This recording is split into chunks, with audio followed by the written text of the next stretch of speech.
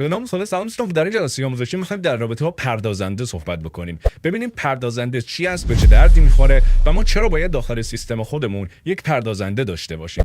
پردازنده مخفف کلمات Central Processing Unit هستش. در واقع همون CPUی که ما استفاده می‌کنیم سر مخفف این سه تا کلمه هستش. Central Processing Unit به معنای واحد پردازشگر مرکزی، یه واحدی که ساخته شده تا بیاد پردازش‌ها رو در سیستم برای ما انجام بده. حالا این پردازش‌هایی که میگیم یعنی چی؟ یعنی چه چیزی رو دقیقاً داره پردازش میکنه؟ آیا ما باهاش صحبت میکنیم؟ نه دوستان، چیزی که پردازنده شما پردازش میکنه 0 و 1 ها هستن. یعنی مجموعه‌ای از 0 و 1 های کنار همدیگه رو شما میفرستید برای پردازنده اونها رو پردازش میکنه، به دستتون میرسونه تا شما بتونید ازش استفاده بکنید. بذارید براتون مثال بزنم. شما یک تصویری رو میخواید داخل کامپیوتر خودتون نگاه بکنید، ببینید. برای ساخته شدن همون تصویر احتمالاً صدها هزار 0 و 1 کنار همدیگه قرار گرفتن تا اون تصویر برای شما به نمایش در بیاد. چطور این اتفاق میفته؟ کامپیوتر شما از پیکسل ساخته شده. در واقع بهتره نگیم کامپیوتر، بگیم مانیتور شما. مانیتوری که شما دارید بهش نگاه میکنید از پیکسل های خیلی ریزی ساخته شده. یعنی یک سری مربع های خیلی ریز کنار همدیگه قرار گرفتن که ما بهشون میگیم پیکسل. اگر شنیده باشید خب کیفیت مانیتورتون رو دارن این شکلی ارزیابی میکنن. مثلا میگن 1920 در 1080، 1920 در 1080. این یعنی چی؟ یعنی 1920 تا پیکسل توی عرض شما قرار گرفته و تعداد 1080 تا پیکسل هم توی ارتفاع شما قرار گرفته. این میگن 1920 در 1080 که اگر این دو تا عدد رو در هم دیگه ضرب بکنید تعداد پیکسل کل مانیتورتون رو بتونید به دست بیارید. هر کدوم از این نقطه های ریز باید با استفاده از 0 و 1 ها پردازش بشن توسط پردازنده که رنگشون چی باشه. یعنی پردازنده به ازای هر کدوم از این پیکسل ها میاد پردازش انجام میده تا ببینه رنگ اون رو چه رنگی قرار بده و از چه رنگی استفاده بکنه. مثلا اینجا میاد از رنگ آبی استفاده میکنه، پیکسل کنارش رو هم آبی میکنه، این پیکسلش رو هم آبی میکنه، به یه پیکسل اینجا میرسه میبینه که رنگ تغییر کرد، متفاوت شد. خب اونم میاد رنگ رو عوض میکنه، یه رنگ متفاوت قرار میده. پس اینجا آبی، یه مقدار پررنگتر، اینجا از خاکستری استفاده میکنه، اینجا مشکی استفاده میکنه، اینجا باز میاد خاکستری مثلا مایل به مشکی استفاده میکنه. همه اینها رو دونه به دونه میاد برای شما رنگ‌آمیزی میکنه تا در نهایت شما میتونید یک تصویر رو ببینید. حالا این فقط یه دونه تصویره، یه دونه عکسه.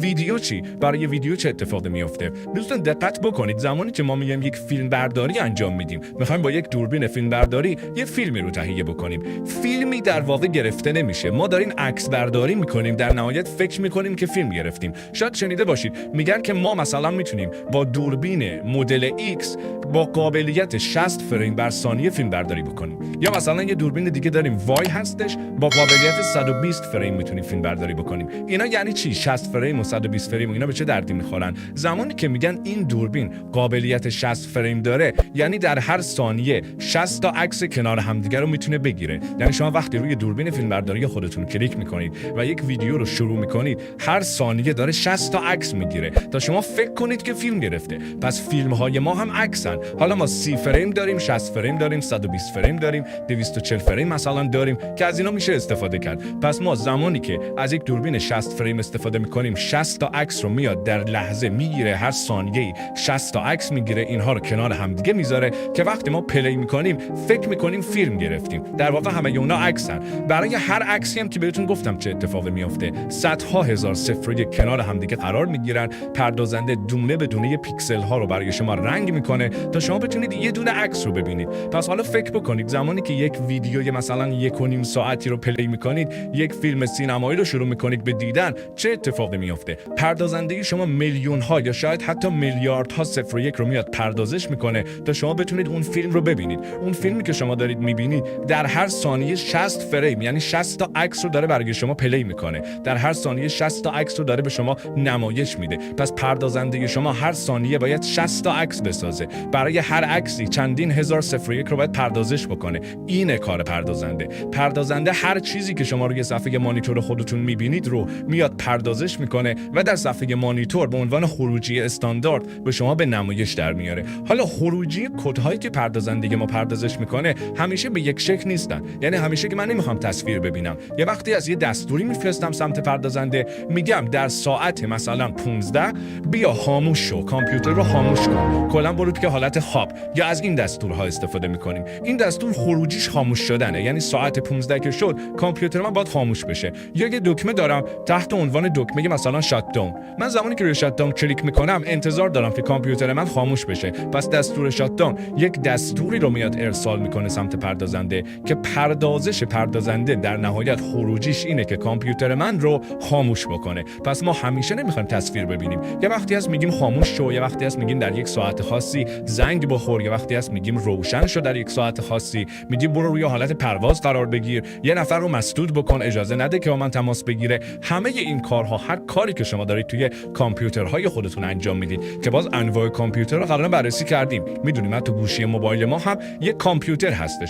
هر چیزی که شما داخلش انجام میدید، یه نرم افزار میخواید باز بکنید، یه تصویری رو میخواید ببینید، یک بازی رو میخواید باز بکنید و باش بازی بکنید، در ثانیه میلیاردها 0 و 1 فرستاده میشه سمت پردازنده و پردازنده اونها رو پردازش میکنه. همینجا داخل پرانتز هر فکر میکنم تا الان خودتون هم درک کردید، اما باز من تاکید میکنم چیزی که پردازنده متوجه میشه فقط 0 و 1. زبان من و شما رو متوجه نمیشه، ما نمیتونی باش صحبت بکنیم. تنها چیزی که پردازنده میاد برای ما پردازش میکنه و اجرا میکنه همین 0 و 1 ها هستن. یعنی هر تصویری هم که شما میخواید ببینید، ویدیویی میخواید ببینید، بازی میخواید بکنید، برنامه خودتون مینویسید، حتی شما یه وقتی از برنامه نویسید و یک برنامه رو میاد تولید میکنید، اون برنامه که شما تولید کردید هم در نهایت تبدیل میشه به 0 و 1، فرستاده میشه سمت پردازنده 0 و 1 ها رو پردازش میکنه و خروجی مورد نیاز رو برای شما به وجود میاره. پس اصلی ترین نقطه، اصلی ترین ابزار یا اصلی ترین سخت افزار در کامپیوترهای ما همین پردازنده هستش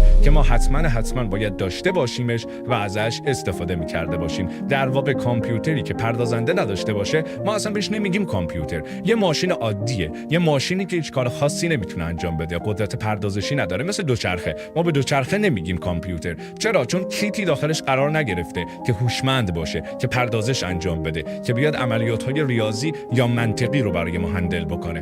پس پردازنده کارش اینه و به این درد میخوره. حالا ما بعد از این که با تمام قطعات آشنا شدیم، یک تایمی رو هم باز میذاریم راجع به پردازنده‌های مختلف هم صحبت میکنیم. اینکه اینتل چیه، AMD چیه، کورای 7 و کورای 5 با هم دیگه چه تفاوتی دارن، کدومی که رو بخریم، کدومی که رو نخریم. راجع به اینها هم در آینده صحبت خواهیم کرد در ویدیوهای آموزشی مجزا. فعلا ذهنتون رو دارم آماده میکنم، با قطعات مختلف کامپیوتر آشناتون میکنم تا متوجه بشید هر کدوم چی هستن و به چه دردی میخورن. خب برای این جلسه آموزشی هم تا همین جای کار کافی. امیدوارم که همواره حال دلتون خوب باشه. خسته نباشید. خدا نگهدار.